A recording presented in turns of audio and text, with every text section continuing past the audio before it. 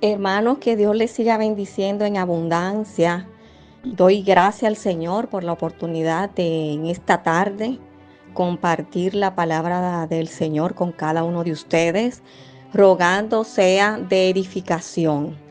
Que su palabra, pues que es espada de doble filo, corte para allá y corte para acá, a fin de que cada uno de nosotros, unidos en ese vínculo perfecto que es el amor, estemos guardados, estemos guiados, estemos dirigidos por el Padre, el Hijo y el Espíritu Santo. Así que Dios te bendiga más y vamos a estar hablando de el sello del Espíritu Santo, la distinción, la diferenciación cuando somos redimidos por Él. Habiendo compartido esta amplia introducción, se hace necesario que nos detengamos en los primeros 2 capítulos del libro de Hechos de los Apóstoles. Hechos no termina como los demás libros del Nuevo Testamento en amén, porque Hechos lo estamos viviendo, lo estamos escribiendo, lo estamos registrando nosotros como Iglesia de Cristo. Esos hechos continúan, esos testimonios siguen, esa verdad sigue siendo revelada. Y en Hechos, capítulo 1, se nos habla de la promesa del Espíritu Santo. Cuando Jesucristo ya va a ascender, entonces le dice, miren, quédense en Jerusalén. Y es algo que nosotros debemos de interpretar como antes de nosotros iniciar un ministerio. Tratemos de recibir la promesa del Espíritu Santo, porque se nos ha dicho que recibiremos poder. En Hechos 1:8, pero recibiréis poder cuando haya venido sobre vosotros el Espíritu Santo, y me seréis testigos en Jerusalén, en toda Judea, en Samaria y hasta lo último de la tierra.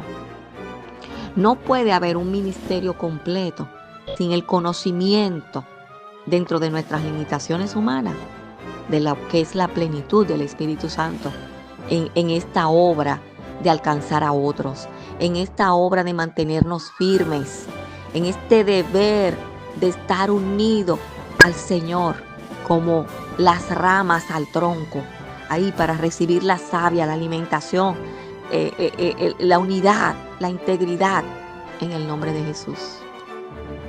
Y nos dice Hechos 1 en el versículo 4, y estando juntos les mandó que no se fueran de Jerusalén, sino que esperasen la promesa del Padre, la cual les dijo, oísteis de mí. Porque Juan ciertamente bautizó con agua, mas vosotros seréis bautizados con el Espíritu Santo dentro de no muchos días. Sobre este bautismo, vemos que también Pablo, cuando llega en su viaje misionero, dice, ¿y fuiste bautizado? No, solamente hemos escuchado el bautismo de Juan. Y ahí también se le habla del bautismo del Espíritu Santo. Aquí, como señal del bautismo, en Hechos 2, se nos muestra el hablar en lenguas con entendimiento de otras naciones. Pero yo no me voy a detener aquí porque esto es un tema que muchas veces trae controversias y el objetivo de este mensaje no es dividir sino unificar en la palabra, en el conocimiento de la plenitud de Dios que nos ha sido revelada para que nos vaya bien, para que avancemos. Entonces vemos que el primer capítulo y el segundo del libro de Hechos, que ya habla de la iglesia naciente, de la iglesia cristiana, donde ya se empezaron a llamar por primera vez a los seguidores de Jesucristo del Señor cristianos. Y aquí nos dice que en Antioquía se le llamó a los del camino cristianos. Entonces esta iglesia primitiva, esta iglesia que permanece hasta hoy y que ya llegó la promesa cumplida, se cumplió del Espíritu Santo. Ahora nosotros esperamos la otra promesa, que es el levantamiento de la iglesia, que el Señor nos ha prometido que va a levantar la iglesia y nos dio las señales que están muy próximas a acontecer. Y aquí nos habla sobre la venida del Espíritu Santo. En el capítulo 2 dice: cuando llegó el día de Pentecostés, estaban todos unánimes juntos, y de repente vino del cielo un estruendo como de un viento recio que soplaba, el cual llenó toda la casa donde estaban sentados. El Espíritu Santo mora en los santos. El Espíritu Santo habita en la reunión de los santos. El Espíritu Santo no está en la congregación de los impíos. El Espíritu Santo es la persona de Dios en nosotros, pero es una persona individualizada del Padre y del Hijo. Son tres personas. Es un Dios trino, un Dios en uno, pero que cada uno tiene un rol que se integra y forma una unidad. Y nos ha invitado a que nosotros también, a través de ser templo del Espíritu Santo, formemos parte de esa unidad. Por eso es que sin santidad nadie verá al Señor. Es por eso que tenemos un tesoro en vasos de barro. Es por eso que la iglesia tiene poder. Es por eso que podrán cumplirse en nosotros lo que nos ha dicho la palabra en Marcos, cuando nos dice que en Marcos 15, a partir del versículo 16, de que tomaremos cosas mortíferas y no nos harán daño. Nos dice que sobre los enfermos pondremos las manos y ellos serán sanados. Esta es la gran comisión. Cuando hablamos del Espíritu Santo, sabemos que somos vasijas llenas del Espíritu Santo. Sabemos que estamos llamados a dar el fruto del Espíritu Santo que nos habla Gálatas en el capítulo 5, a partir del versículo 22. Pero también nosotros sabemos que esa identidad en Dios se manifiesta, como le digo, porque ha habido un bautismo en el Espíritu Santo, pero porque somos templo del Espíritu Santo, porque la persona del Espíritu Santo, ya cuando somos de Cristo, cuando somos certificados por Él, es morada de nosotros, mora en nosotros. Y ya no vivimos nosotros, sino que Él vive en usted y Él vive en mí.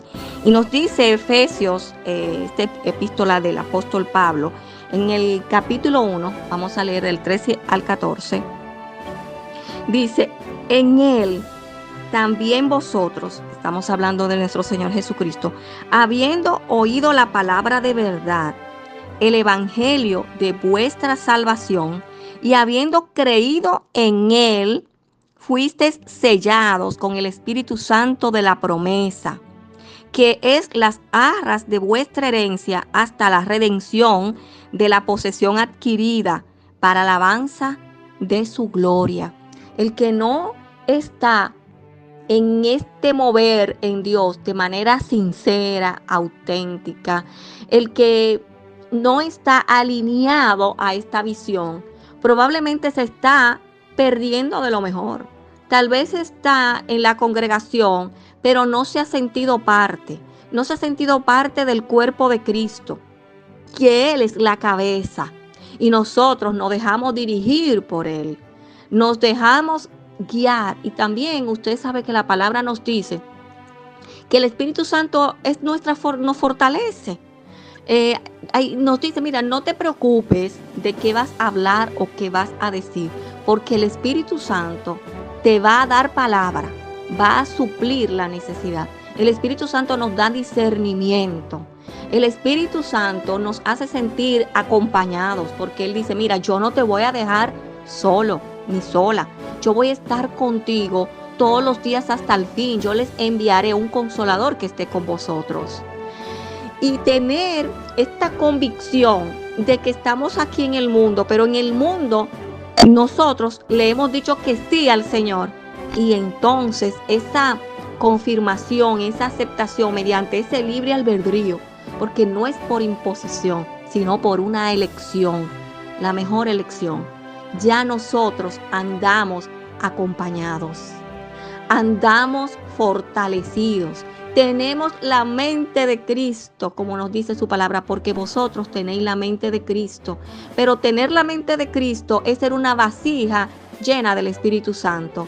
Es tener una búsqueda de ese nivel de perfección del Señor, que Él nos ha dicho, sed perfectos. Sed imitadores de mí, dice Pablo, así como yo de Cristo.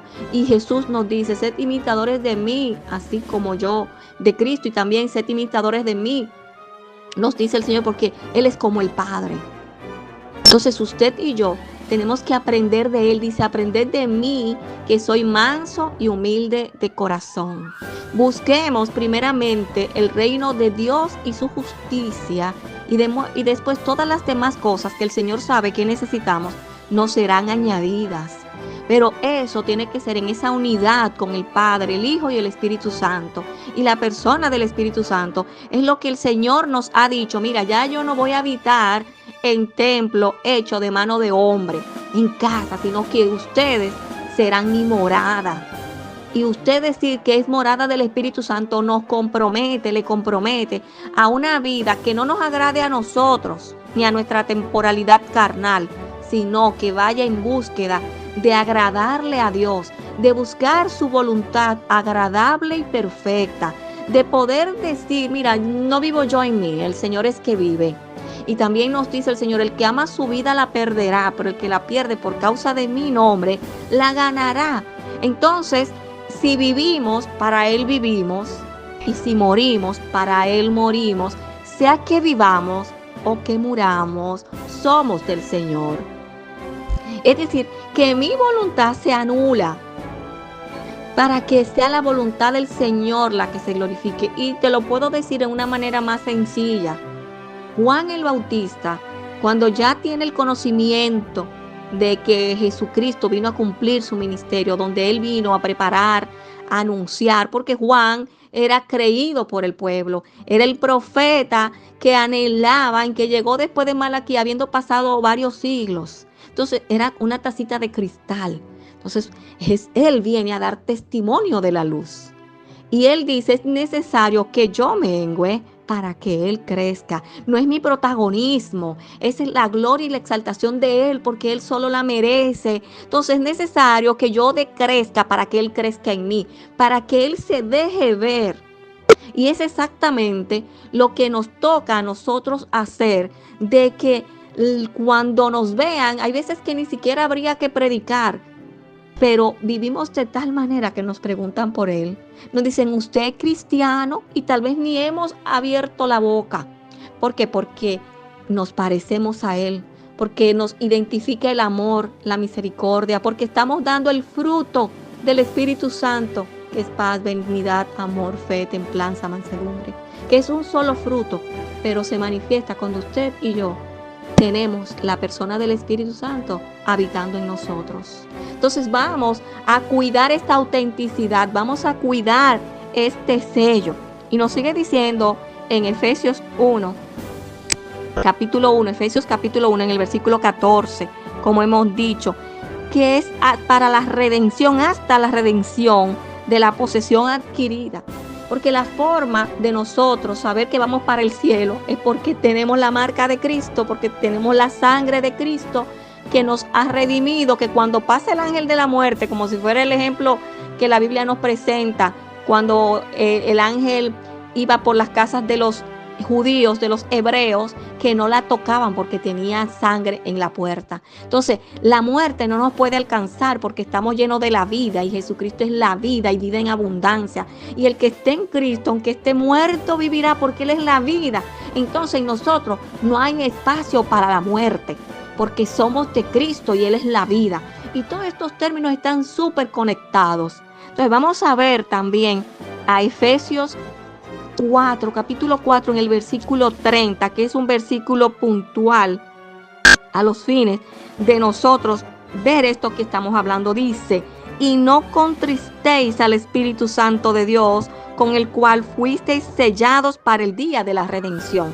El hecho de que yo soy sellada por el Espíritu Santo me compromete a abrir mi boca con sabiduría. Me compromete a que no salgan palabras corrompidas ni de doble sentido. Me compromete a no usar venganza, sino que la venganza es del Señor. Me compromete a yo tener misericordia como yo quiero recibir misericordia. Me compromete a perdonar como yo quiero que el Señor me perdone. Es decir, que mi nueva vida en Cristo, que es una vida nueva, porque el Espíritu Santo no va a entrar en una vasija sucia, en una vasija atada al pasado, no va a estar en una vida que todavía tiene su mente en Egipto. El Espíritu Santo ha preparado una nueva vasija para Él sentirse en esa perfección que Él puede habitar, en esos santos que somos los redimidos, en esos santos que ya no son los primogénitos, que ya no son los levitas. Si nos remontamos a las cosas que Dios fue estableciendo en el Antiguo Testamento, apártenme los primogénitos. Y luego dice, no, los primogénitos en este momento, cuando Moisés y el pueblo hizo el becerro, no se comportaron a la altura, ahora ya no van a ser los primogénitos. Ahora vamos a tener una tribu que son los levitas, que son cantores, que son adoradores, que son los que van a estar en el ministerio del sacerdocio y van a estar en ese lugar santísimo. Pero ya viene un momento en que viene la redención de Cristo y dice, ahora no son primogénitos, ahora no son levitas, ahora son redimidos, los que están limpios por su sangre, los que le han dicho, sí Señor, heme aquí. Entonces estos redimidos, que somos tú y yo, inmediatamente su sangre nos ha limpiado y caminamos atados a Él, sujetos a Él. Andamos caminando con un sello que reiteramos es de certificación, de autenticidad de Cristo en nosotros. Emmanuel, Dios con nosotros. Somos el pueblo de Dios, la iglesia de Cristo que Dios le ha dado poder y autoridad. Nos ha dado poder para que podamos hacer grandes cosas. No somos la harapienta ni la que anda cabizbaja, porque la cabeza nuestra es la de Cristo.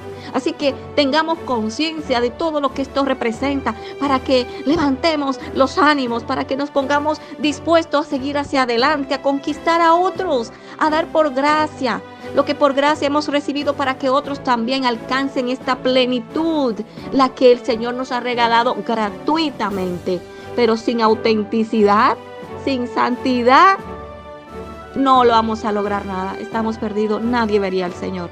Nadie verá al Señor sin santidad. Nadie verá al Señor sin su sello de garantía, de certificación, de autenticidad, de genuino, de no imitación, de no copia, de no clon, sino originales a su imagen, con sus características, que son las que nos da su Espíritu Santo en nosotros. Amados hermanos, continuando con este tema de sellados por el Espíritu Santo, símbolo de autenticidad, de certificación del Señor, de que somos de Él, de que no somos una réplica, ni unos clones, ni una imitación, porque sabemos que de esos andan mucho. Incluso alrededor nuestro hay muchos que no son auténticos, que no están certificados. A esto también tenemos que, con nuestro testimonio, porque este evangelio se predica por testimonio, tratar de que sean alcanzados, de que ninguno sea estorbado por nuestro mal comportamiento, de que usted y yo no seamos estorbos para que los demás se vean desmotivados a seguir este evangelio. Usted y yo tenemos el compromiso de vivir este evangelio conforme el Señor lo ha establecido, nos los ha entregado, nos lo ha presentado, para que no haya confusión. El evangelio no tiene confusión. Entonces no podemos vivir un evangelio que los que no conocen a Cristo no lo alcancen, porque no le damos el testimonio, no le llevamos sana doctrina. Y nosotros tenemos, como dice la palabra, sobrellevar las cargas los unos de los otros. Nosotros tenemos que tener compasión de los débiles, tenemos que tener cuidado de cómo nos tratamos, para no abusar. Hay veces que hermanos dejan a los que están nuevos en el evangelio confundidos, porque dicen, pero en el mundo se hacía eso, yo pensaba que en esta nueva vida esas cosas ya no están. Entonces, que el mundo no esté en ti para dañar con un mal testimonio a los que quieren venir al Señor y que nos están viendo como enlace, como el pastor que le guía, como el que les acoge. Pero después que lo hemos acogido, no vamos a dejar que vean lo que el mundo predominaba, porque esto es una nueva identidad, una nueva naturaleza, una comunidad de santos. Sabemos que el trigo crece con la cizaña y que el Padre es el segador, pero usted y yo tenemos la responsabilidad de ser trigo y que nadie quede estorbado por nuestro mal testimonio. Entonces, vámonos a 2 Corintios, como hemos prometido en el capítulo 2, versículo 22, 1:22. Gloria a Dios. Seguimos aquí en su palabra. Vamos a buscar 2 Corintios 1:22, que nos dice: el cual también nos ha sellado y nos ha dado las arras del Espíritu en nuestros corazones. Esto es, que no estamos desarraigados ni desarticulados, sino que hemos recibido una garantía, un avance, un adelanto en lo que es nuestra redención, que concretiza cuando ya estemos levantados como iglesia, cuando ya estemos en su presencia. Entonces necesitamos disfrutar la presencia del Espíritu Santo, tener ese gozo del Espíritu Santo en nosotros, ese adelanto de que nos da el Señor y que nos hace ser